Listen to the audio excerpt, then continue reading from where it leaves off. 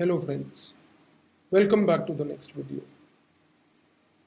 In the previous few videos, we have tried to understand a very important thing, that how Pakistan and China today have emerged as two important fronts against India and how they have unleashed a hybrid war against India.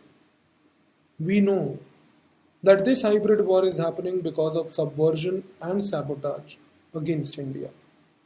But what is equally important to understand is how are these adversaries unleashing subversion and sabotage against us?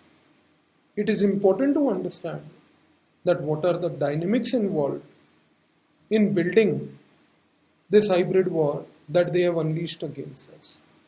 And it is in this backdrop, friends, that this video, a small and a short one, will help us to understand the concept of narratives and the fault lines. What exactly do we mean by a narrative? Friends, if I put it in a very simple language, a narrative is nothing but a story. It is a story that somebody wants to tell the other. Friends, every country has its own story. India has its own story. China has its own story. America has its own story. How do these countries tell their story to others is an important aspect in narrative. Because in a narrative, it's not just the story that matters, but the storytellers also matter. So what is narrative? Narrative is not just the story, friends. It is also the art of storytelling. So not only you have to tell your story, but you have to tell your story in a manner that the other finds it gripping and he remains glued to listen to you. That is why, friends, we have to understand the fact that if today India says that I want to be a global power, it's a good thing. India says that the reason why I want to be a global power is because I have been a civilizational ancient power. It is a good thing. But the thing is, how do you tell others in the world that you are a rightful claimant to the global power status? How do you tell to everybody in the world that you genuinely deserve the status? In this particular context comes the concept of narrative. India has to not only tell its story to everybody in the world, but it has to construct its story in a manner that everybody accepts our story, everybody at the same time believes in our story and has faith in the story, which will depend upon the way we will communicate the story. So one thing is very important, friends. Today, in the previous videos, we have explained the status that China is a civilizational power. India is a civilizational power. What is the reason why we say that we are civilizational powers? If we take the case of India, we say we are a civilizational power because we have an ancient past. We say we are a civilizational power. We have certain values that have evolved from our ancient past that we continue to follow till today. And we say that it is because of these values that today we are a rightful claimant to the global power status. Today we say it is because of the non-violence that we believe in is a value that internationally we need to portray so that the world becomes a peaceful place to live.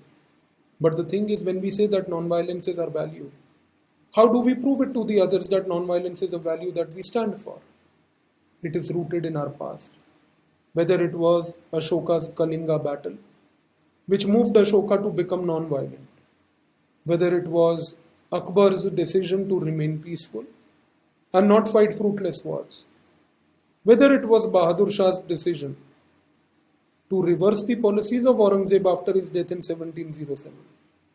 Or whether it was the Satyagraha experimentation of Mahatma Gandhi in Africa and its subsequent application on the Indian masses, a common thread that has flown since the ancient times till today is a thread that India not only believes in non-violence, India practices non-violence.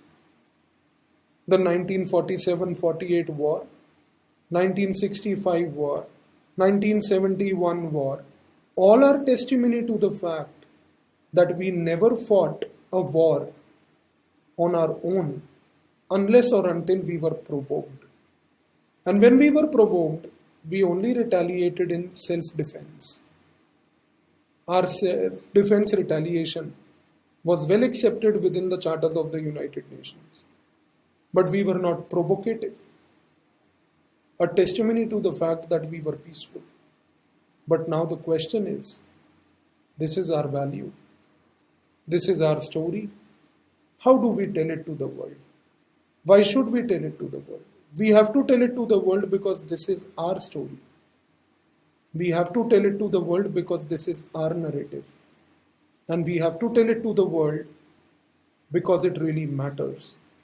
It matters because if the world knows that India believes in peace, believes in non-violence, and if India is able to propagate this belief at the global level, we will be able to champion world peace.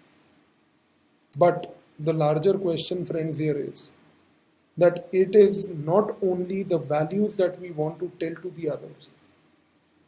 It is not only our story that we want to tell the others, which is crucial in narrative.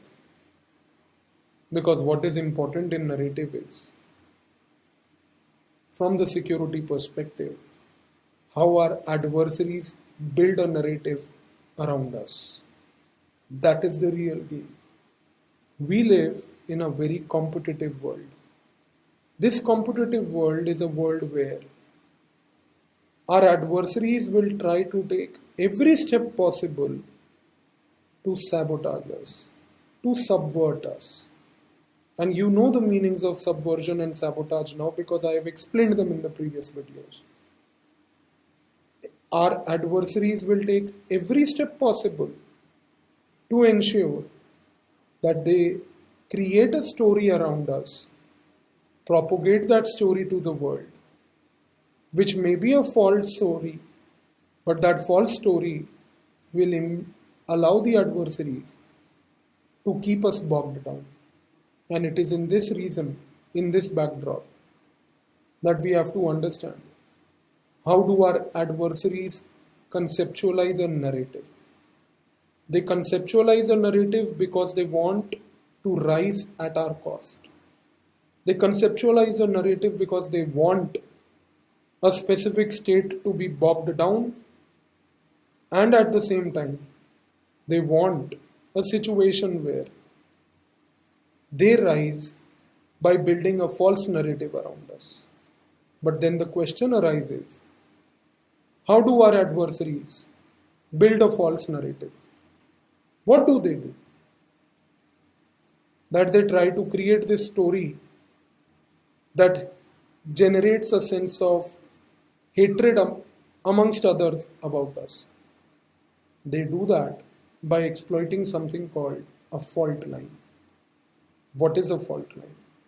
A fault line is basically a political cleavage. It is a political cleavage that has the propensity to express itself violently. While this may sound as a technical definition, which is used in purely security sense, and is the definition that you will eventually have to also memorize and write in the exam. But if I explain it in a more simple language, a fault line is a problem in the society. A fault line is an issue in the society. The question that arises here is, how do the adversaries identify those fault lines, those problems in the society? How do the adversaries build a story around those problems? And how do those adversaries propagate stories around that problem to the world? And what do they gain by doing that? The gain that they happen to gain by doing that is that they are able to generate hatred amongst others about us. This is where we have to understand one very important thing, that your adversary will spend a considerable amount of time to analyze the problems in your society, analyze the problems in your country at large. And when we use the word country at large, it includes your economic problems, political problems, cultural difficulties, challenges, issues, bureaucratic problems, and very importantly, social problems. Your adversaries will try their level best to ensure one important thing, that after they identify a specific problem, they manufacture a story around it. To manufacture that story or narrative, what is not important is what facts are used. Because those facts can be true, those facts can be false. But what is important is that a narrative is built around a fault line and propagated to the world as if that narrative is basically the true narrative.